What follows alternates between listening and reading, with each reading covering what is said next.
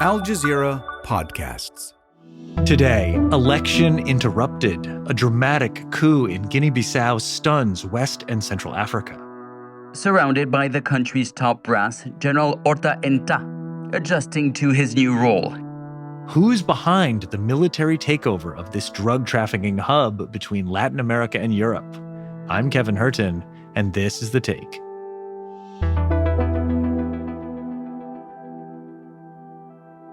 Hi.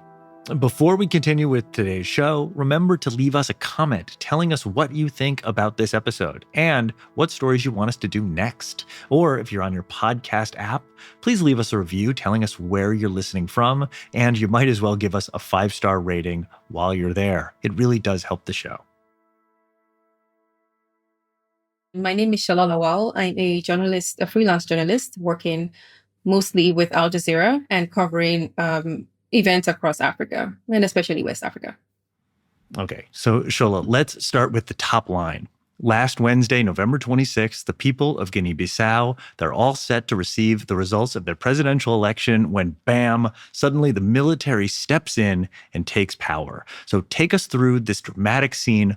Why was this election upended like it was? Right. Like you said, people were waiting for the results of the election just a few days before to be announced in a few hours. And suddenly, there's reports of gunshots in Bissau, the capital city. People running helter and skelter from the videos that we saw online, trying to get to safety. We understand that the roads leading to the presidential palace were locked down. There were heavily armed men parading the area, of course, military men. And then we see on national TV that the military has stepped in. They're sitting down in that characteristic way that happens in West Africa. Military guys sitting down, some people standing behind, and they're reading the statement saying, "We've taken over the country." The military command for the restoration of national security and public order has decided to immediately depose the president of the republic, and until further orders to shut down all institutions of the Republic of Guinea-Bissau. They also said, "We've shut down all borders, land, sea, air borders. We've shut everything down. There's going to be a curfew imposed from tonight." And they're saying all these things, and everybody is just like, what in the world is happening? And actually, They also said they gave the reason for for their intervention, although they were very sketchy with the details. They said, "We've discovered a plan to manipulate the elections. This plan was coordinated by a national leader, and we've taken over to make sure that this doesn't happen." How long can that hold up without giving any other details? General Orta Enta, they said he's going to lead a transitional government for 12 months. And now it's yet to be seen if he will actually step down after that. It's really unclear right now why the military decided to step in. But what we do know for sure, what was apparent, was that these were going to be elections like Guinea-Bissau had never had before. They were quite tense already, but monitors from the African Union and the Economic Community of West African States, the ECOWAS regional bloc, said the vote went as it should have. It went peacefully, and the results actually were expected on Thursday. And then on Wednesday, bam, the military intervention happened. Now, I can take you quickly through what had happened before, preceding the elections. These were one of the most hotly contested elections in Guinea-Bissau's history. And the reason for that is the incumbent president, Umaro Sissoko Embalo, initially said he was not going to run anyways. His tenure was actually supposed to end in February. So there was already a lot of tension. But then in March, he did an about-face and then said he was going to run. Anyways, the opposition African Party for the Independence of Guinea and Cape Verde, commonly called PAIGC, of course, presented its candidate, the very well-known former Prime Minister Domingos Simões Pereira. But unfortunately, the Electoral Commission disqualified the party and said, they had not applied early enough. They disqualified them on a technicality, but this was historic because this PAIGC party was actually one of the leading forces against Portuguese colonialism back in the 1970s. So they were like a liberation party. And all through Guinea-Bissau's history, they dominated at significant chunks of time. So this was the first time ever that this party was not going to be allowed in the election. So everyone knew that this was going to be very tense, probably hostile. Like there was expectation around that time that probably there would be violence on election day. It sounds like hugely contested election, two candidates in an election that was being monitored. And right before you're about to get the results, the rug gets pulled out and the military takes over. It's a pretty extraordinary turn of events. But maybe we can just, before we move on, we can level set for just a moment. Can you give us just some basic facts of this country, Guinea-Bissau, where it is, who lives there, and how it fits into the rest of West Africa? Yeah, Guinea-Bissau is a tiny country located between Senegal to the north and Guinea-Conakry, the bigger Guinea, to the south. It's just 2.2 million people. Unfortunately, this country is quite poor. It's unable to take care of this small population as it is. Its major exports, cashew nuts, have not been able to really sustain the country's population. Guinea-Bissau is also quite unstable politically. So we've had about 9 coups since it gained independence from Portugal. And, coups are just another day, unfortunately, in Guinea-Bissau. So when this latest one happened, I guess some people were not too surprised. So this is kind of the context in which the Wednesday intervention happened. Sure. Okay. So let's dig a little bit deeper into Guinea's political situation before the coup, kind of how we got here. First up, maybe we'll take the candidates one by one. First up, we have the embattled incumbent president, Umaro Sissoko Embalo. He's been in power since 2020. So give us a sketch of his presidency going into this election. So President Embalo has been quite an interesting figure. In 2019, he contested for elections and he won. He was very popular at the time. What happened then after was that the PAIGC challenged his legitimacy to be president. It challenged the elections, and the Supreme Court would not swear or would not confirm Embalo until September 2020. Even though he was actually sworn in February 2020 because of those legal cases. So it was already like a shaky start, a lot of challenges to his legitimacy. During the course of his presidency as well, President Embalo has been quite antagonistic, I would say, with the opposition. The opposition was the lead in the parliament, and so that didn't give him a lot of leeway when it comes to policy making. And so there were a lot of clashes between them. So in 2022, when the first coup was reported in his administration, or the first attempted coup rather, President Embalo, he dissolved the parliament. We're not sure why, but he dissolved the parliament.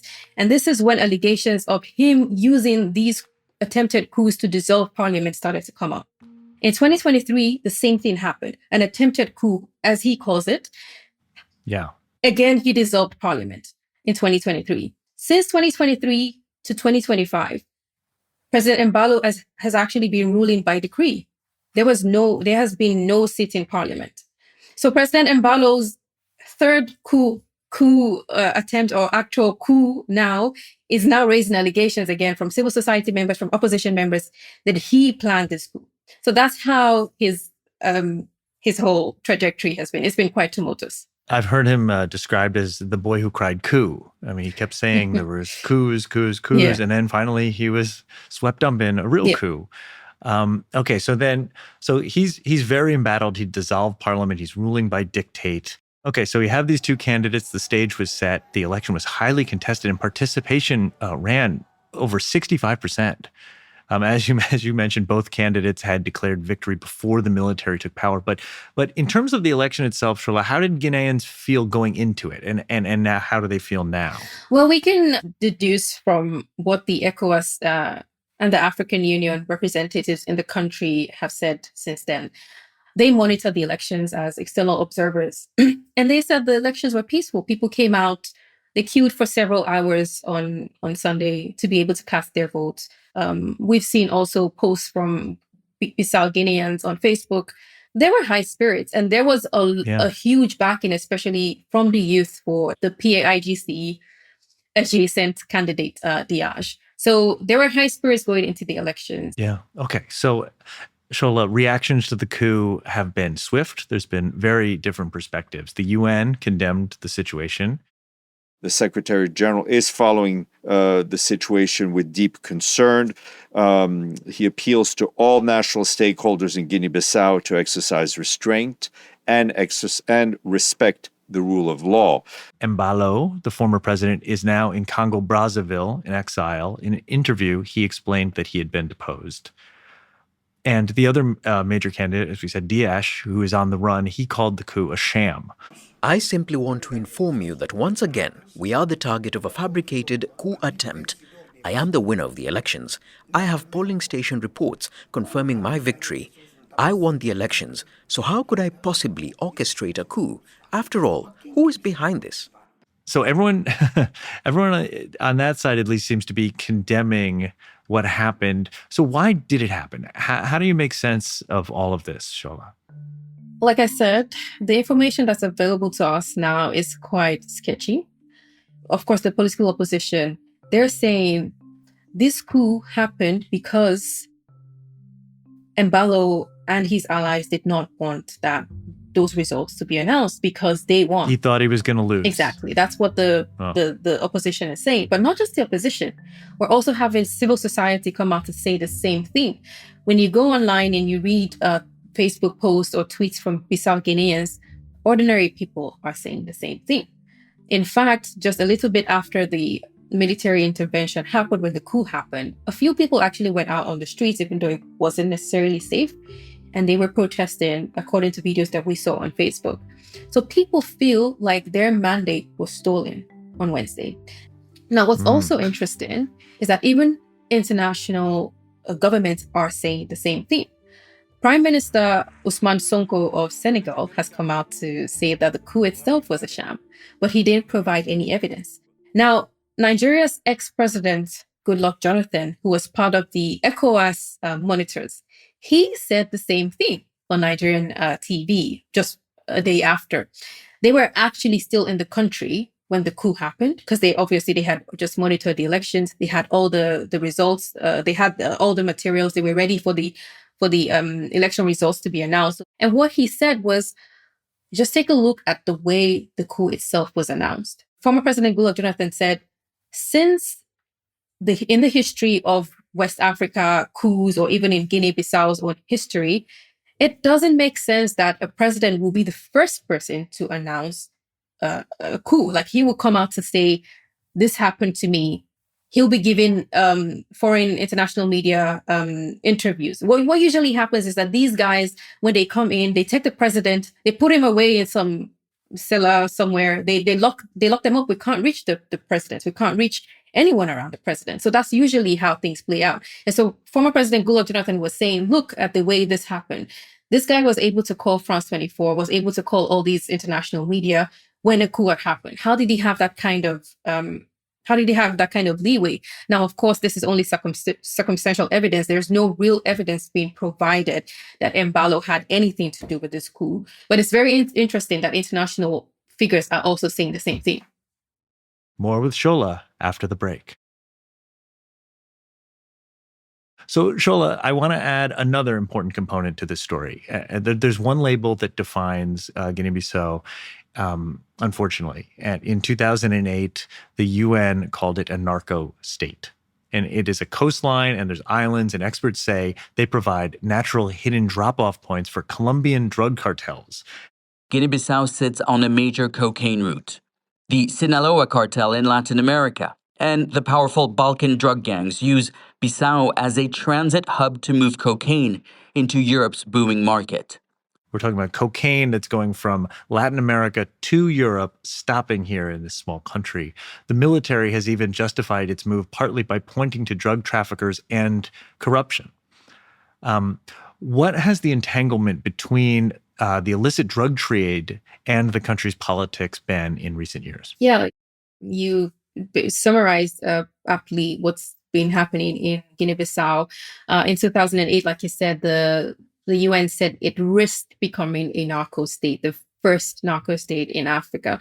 And actually, since then, there have been major drug busts in the country, even supported by the UN as well, that have revealed the scale of the operation.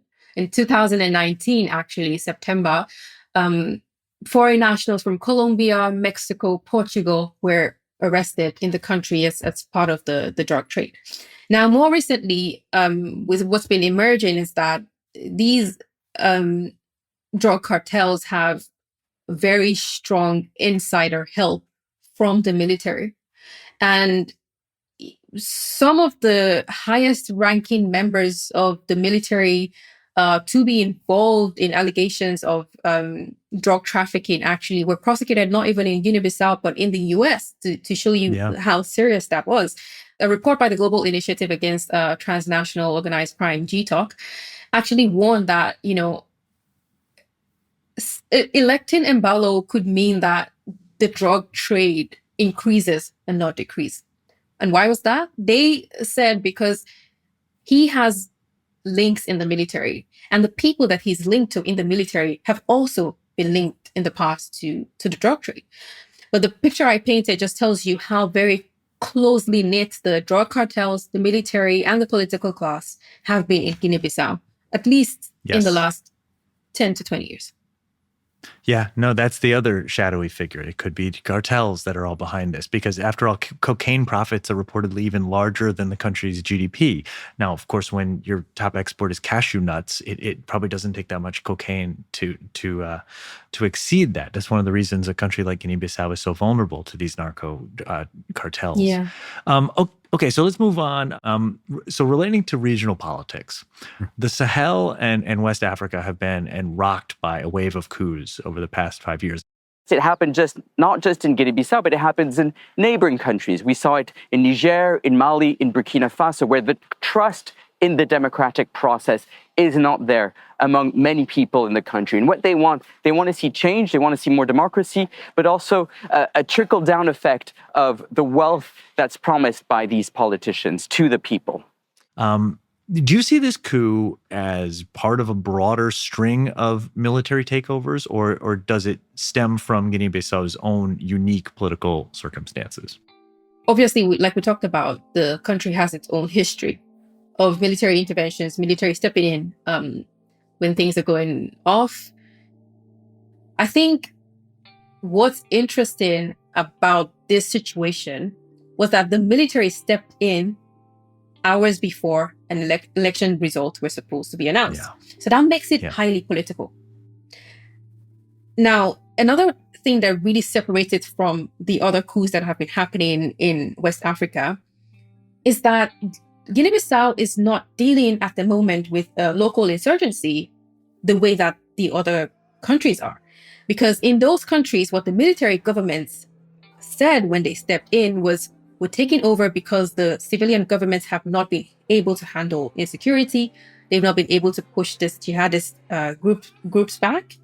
And we are going to secure the country. So the main Sahel states where we saw coups between 2020 and last year, that's what they said when they came in. So they had other reasons. It wasn't just about elections. It was really about life or death situations. Like, at least that was the excuse that they gave. We also saw a coup in Guinea-Conakry that was also a bit out of place in terms of like when we're trying to situate it in the context of Sahel countries going through an insurgency. I think you said it brilliantly. I think to one of the things that makes this different is that this military takeover does not have popular support. The military isn't coming in to rescue the country from an autocrat that is lost legitimacy. It's much different, and it's tied directly to this electoral process. Absolutely, that's absolutely brilliant point. Actually, I was trolling Facebook when this happened, and just going through the comments from Bissau Guineans. And actually, people expressed such deep disappointment.